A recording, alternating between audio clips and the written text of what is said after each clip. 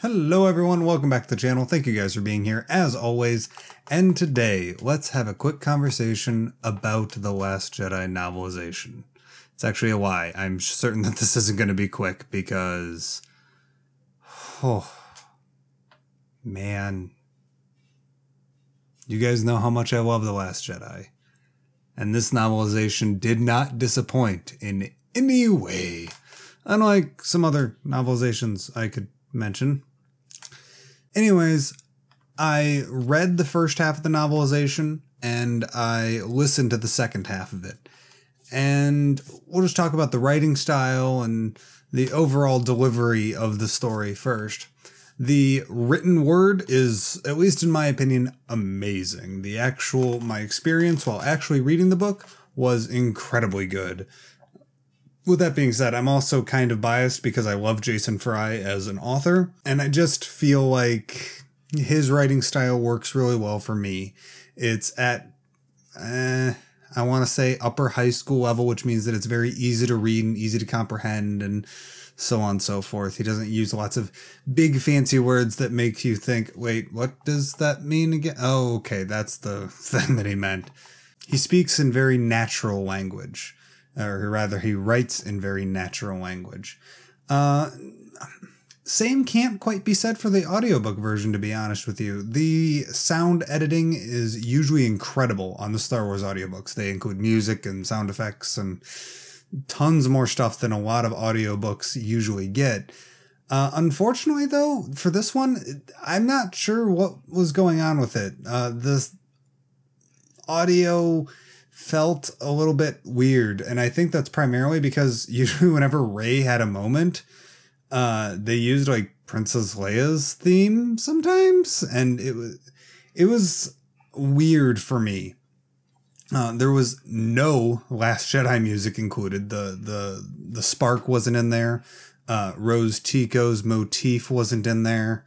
What you hear during the Fathiers escape or rampage or stampede, whatever you want to call it, from on Canto Bight, that wasn't in there at all. At least I didn't catch it. Now, with that being said, Mark Thompson is an incredible narrator and he does a really great job, with the exception of the voice for Rey. But that's probably just because I'm a mega-sized Rey fanboy, and for me, anything that isn't Daisy Ridley's voice doesn't feel right to me. So there's that.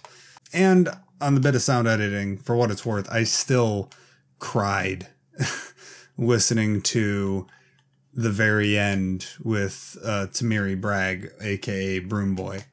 They got the whole Force theme and the dun dun. It just is so powerful. It's so powerful and it's so good. So yeah, overall, the formatting and the actual writing style, at least for me, worked really, really well. So, real quick, not real quick, I have, how many? 28 little observations and thoughts and other bits and things that I noticed while listening / reading this book. Most of them are just elaborations, things that are confirmed, things that are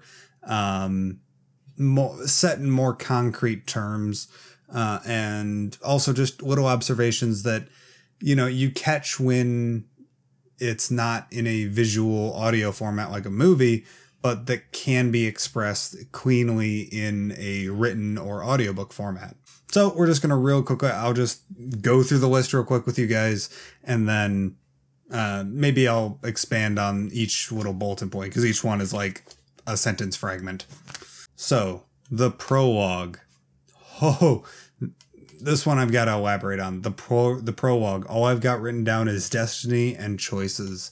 The prologue for this was incredible. Real quick, I'm just going to say right now as I'm going through these, spoiler warning, do not watch the rest of this video without going through the book first, because this needs to be experienced for yourself. The prologue is a dream sequence of Luke Skywalker's life if he wouldn't have gone on his adventure in episode 4. And I don't know why, but I was nearly moved to tears. It was just one thing could have changed everything. It just,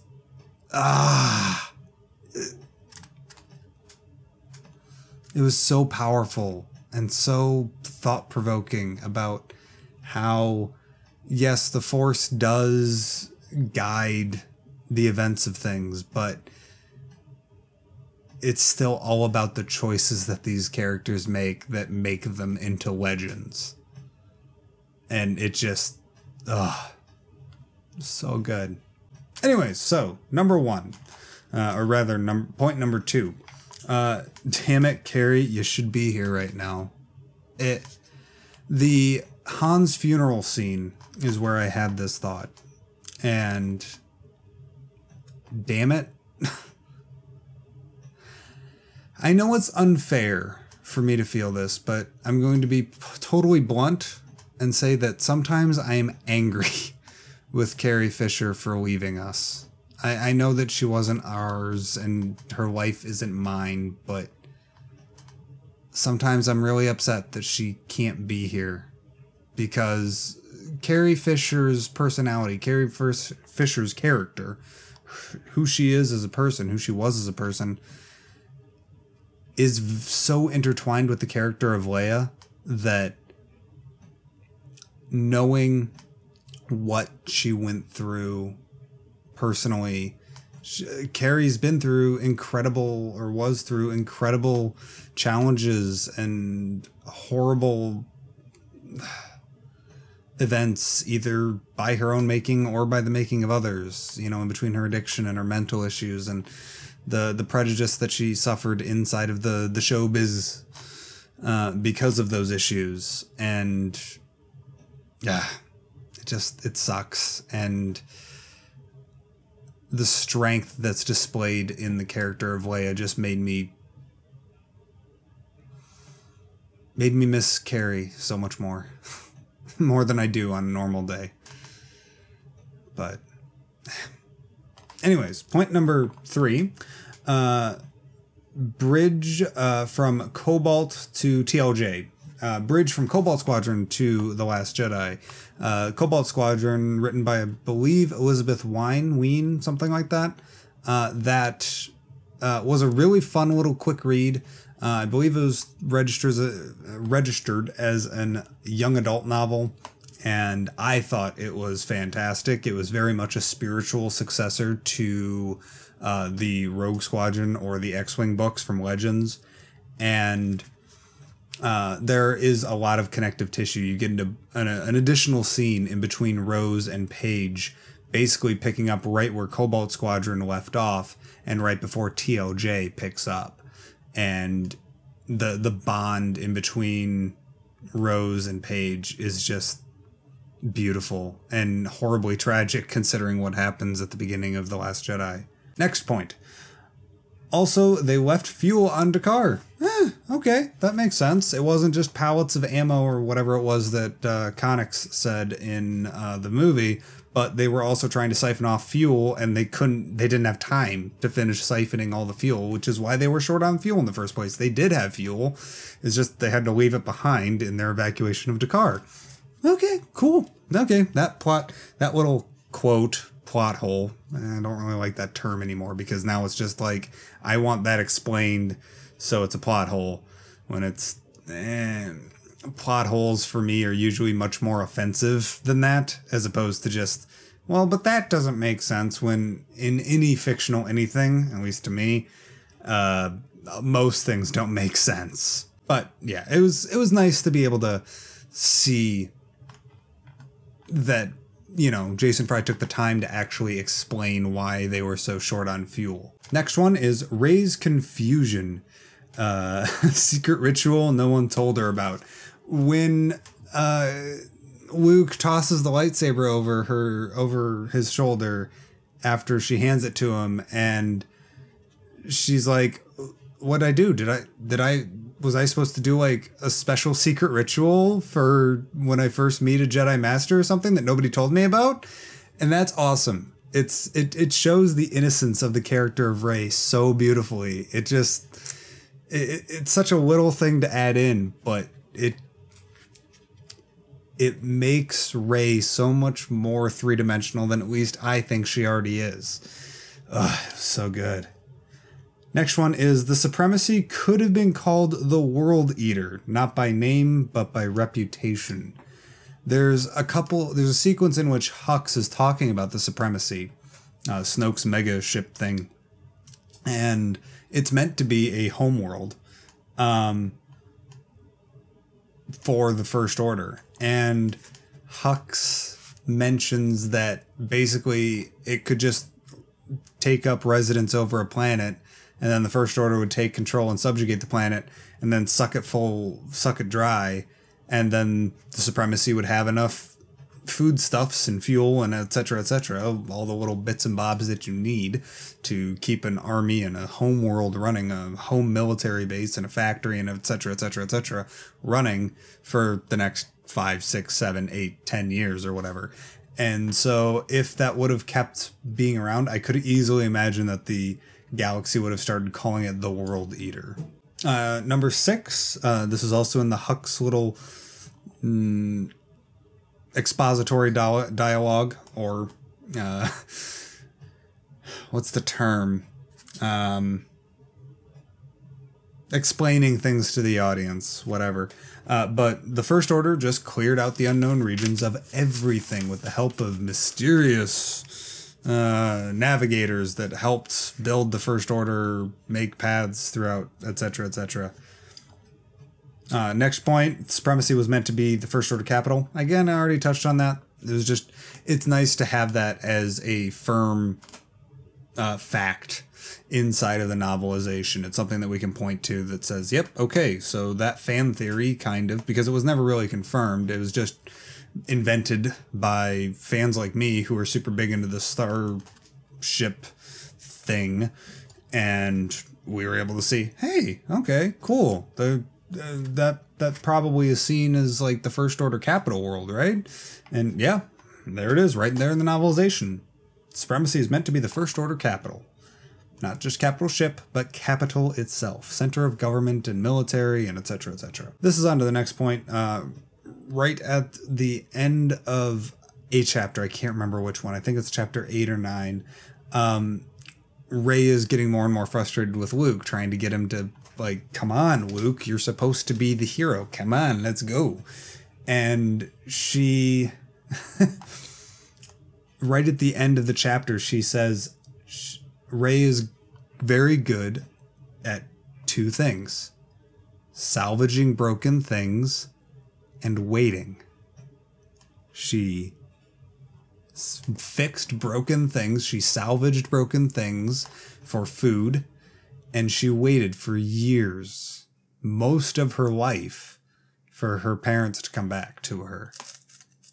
And that's what she's good at. And that is exactly what she needs to bring Luke back to the Resistance. Next point, Leia's been practicing with the Force. There's this wonderful sequence that I think, at least to me, should have been maybe brought up a little bit more. You've got that really amazing shot of Leia sitting in the conference room or whatever as they're dropping out of hyperspace before the First Order ambushes them. And she says something along the line, like, I don't think she even says anything. I think somebody mentioned something to her over the intercom, so she gets up and she's kind of roused out of that, very almost mourning body language. And the novelization basically gives us a really pretty long sequence in which she's meditating at that point in time. She is meditating with the Force. Leia has been practicing with the Force. Also, her and Luke fell out because of his flight. And yeah, like, she just let Luke go. She knew that Luke didn't want to be around, so she just stopped even looking for him in the Force. But she's been practicing with the Force, at least in between Bloodline and now. She's been learning how to meditate and learning how to identify certain signatures within the Force and learning how to see the Force as it is in its truest form, as an energy field that surrounds all living things, etc., etc. Next point. The ring that Rose had is given to Rose by the commander of Cobalt Squadron, Fossil, who's mentioned in the Cobalt Squadron book. More connective tissue there. Point number 12. Not sure how I feel about Rose's implied jealousy of Rey. Yeah, actually, here's a little bit of I actually forgot about this. Thank you, notes. Thank you, past Andy, for writing this down. There's this bit where Rose and Finn are first meeting, and she's kind of going, yeah, you're always talking about Rey. And I don't know. I don't really like the idea of a love triangle in between Rose and Rey and Finn. I'm not too hot on that idea. I've never been a big romance guy in the first place. And we did get a little bit of a triangle thing going on a little bit in The New Hope in between Luke, Han, and Leia. But I don't know. I'm not too hot on that idea, but it is there if they decide to pick up on that. At least it may not be in a romantic way. I even wrote it down. It might not be romantic. It's ambiguous enough that it can be interpreted as non-romantic. Just kind of, she's just annoyed because one of her heroes isn't who he says he is, or isn't who she built up to, who she built up into a hero. It could just be that, but it also could be that, she's annoyed that this person who she mentions is handsome and someone who she admires, even if he was a traitor to the Resistance, as she puts it in her first few meetings. She just, I don't know. It's implied that it could be romantic, but it is ambiguous enough that it could be construed as non-romantic, just mild annoyance. Point number 13.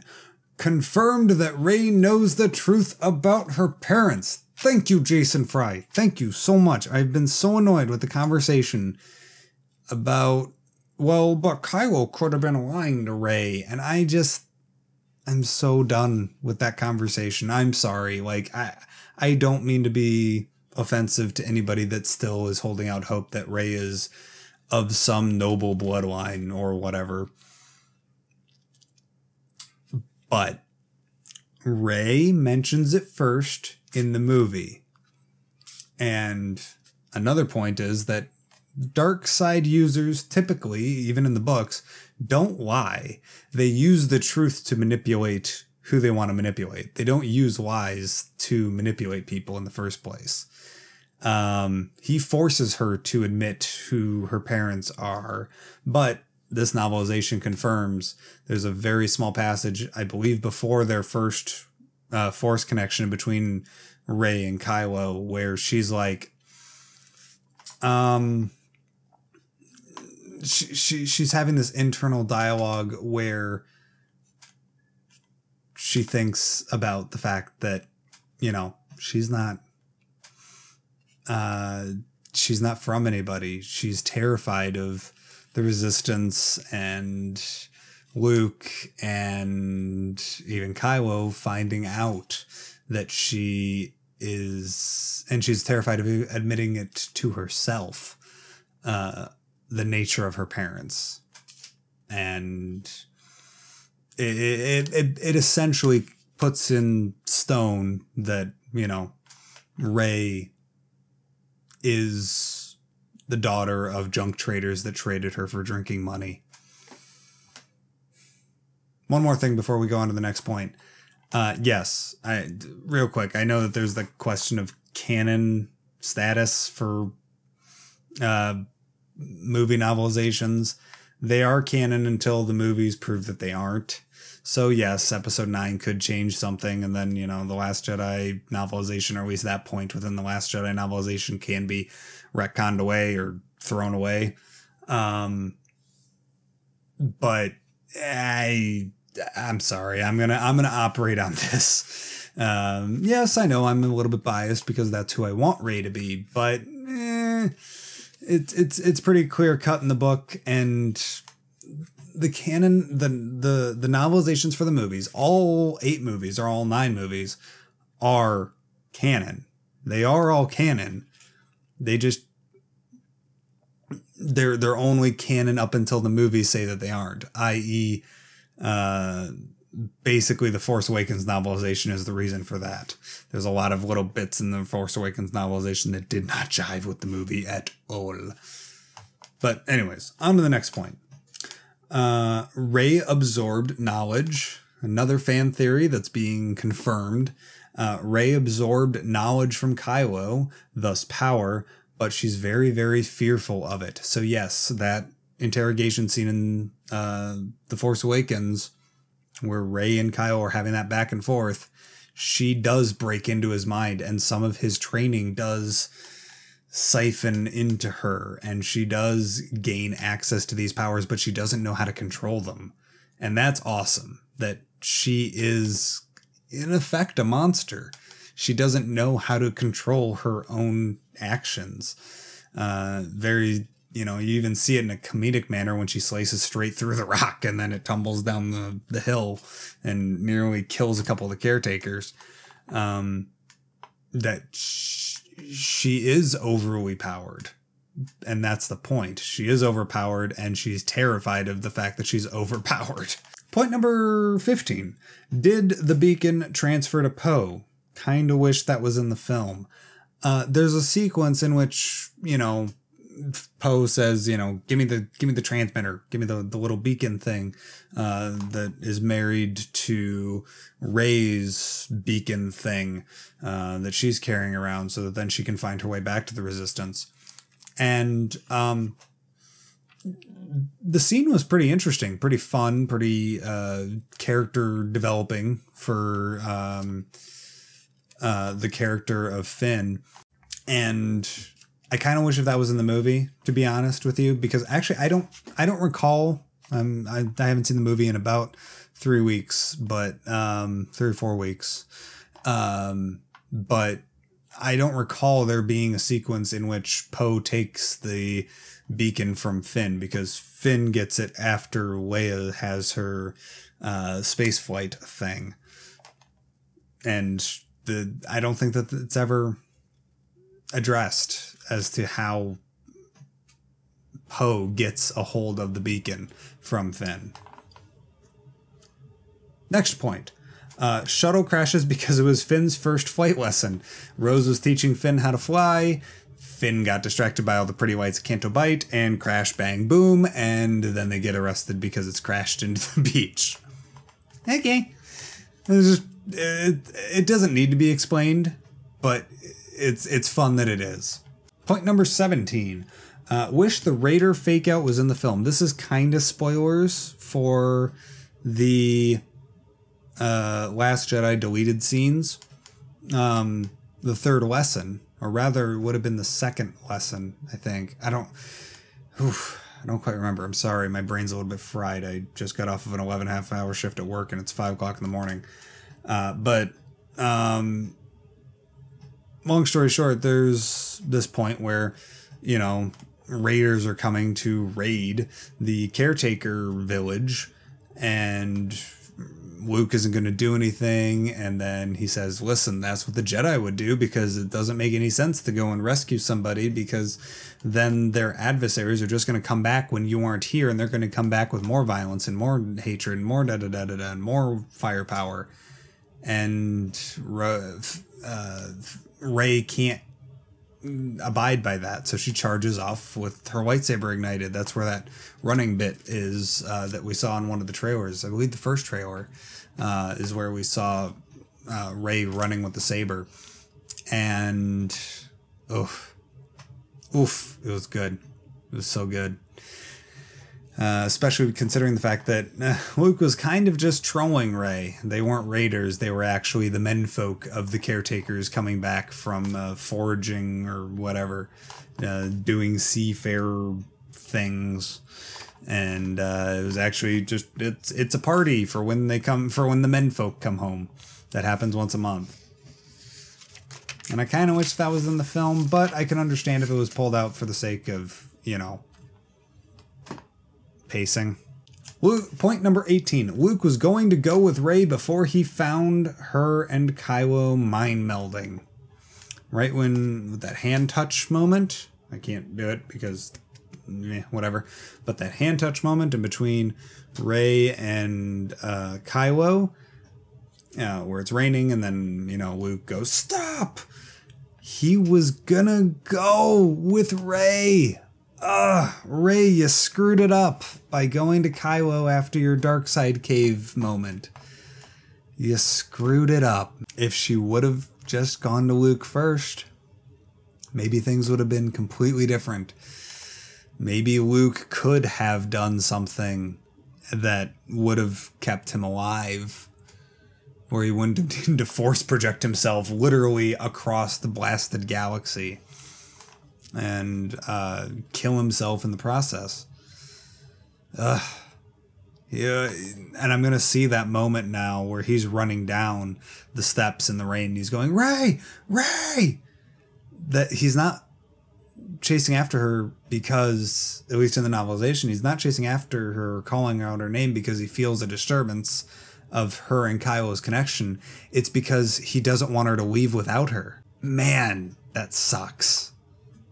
I don't know, something about any character trying to keep somebody else from leaving without them always gets me emotionally. I'm not quite sure why, but especially when it's a Luke frickin' Skywalker, that emotional tension and that emotional hit is 100 times stronger. Point number 19. No, excuse me. Now we're up to point number 20.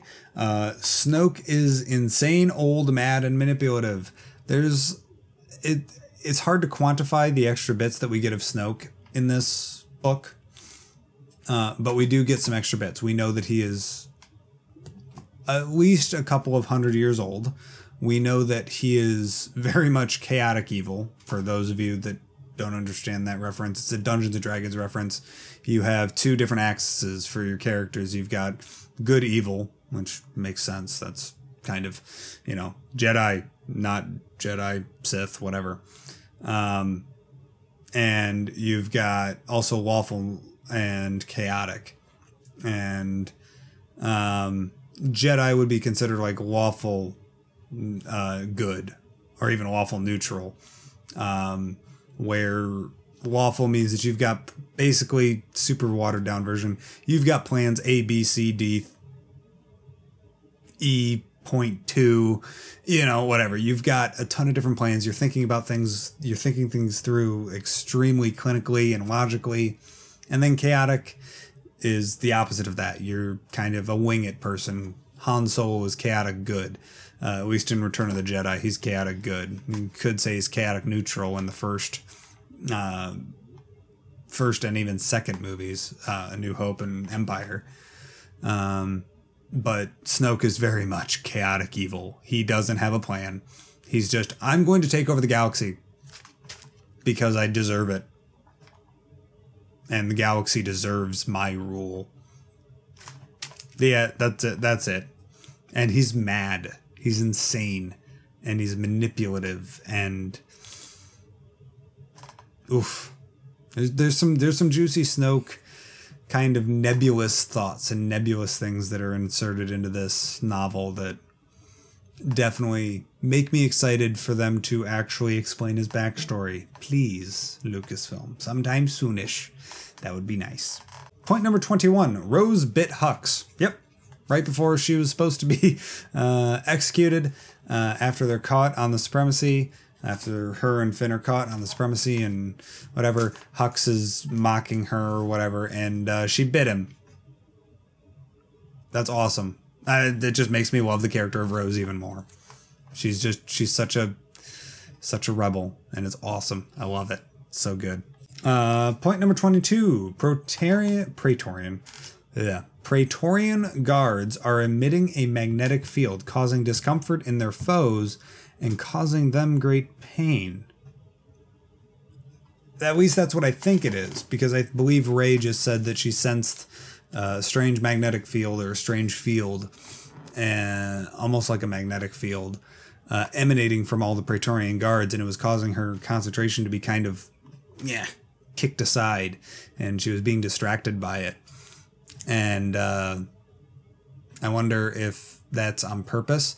But she also said that resonance was discomforting for her, and if it's emanating from the suits themselves, from the Praetorian Guard armor, or from the Praetorian Guards themselves, it would be immensely painful for the people inside of those armor suits. And that's interesting.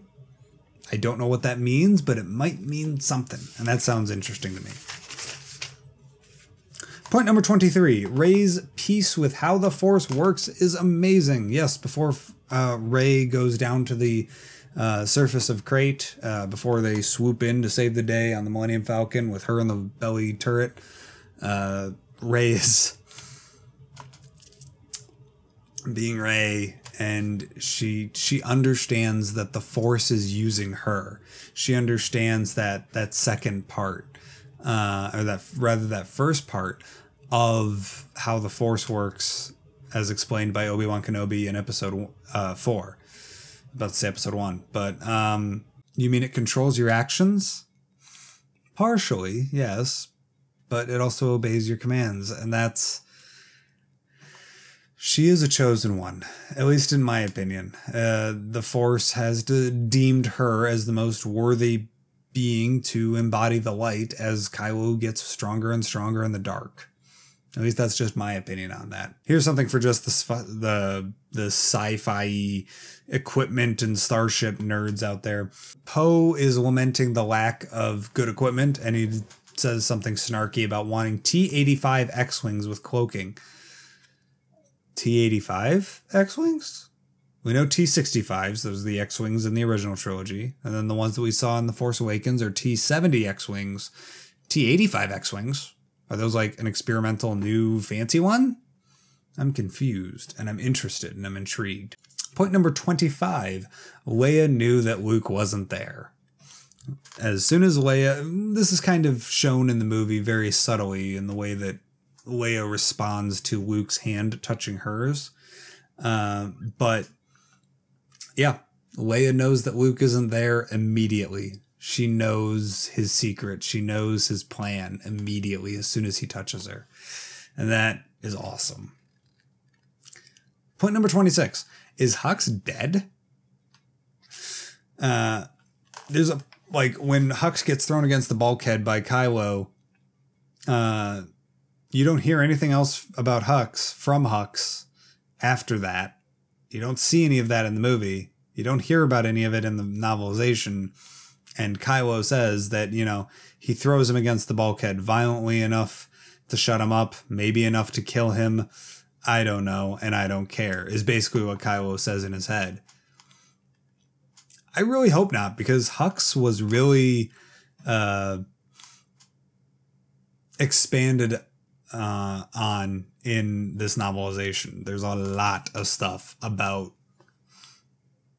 Hux in this novelization, and it is good stuff, and it makes me really excited because, yes, he is a petulant child, and he's a fanatic, and he's an absolutely horrible, despicable excuse for a human being. Excuse me.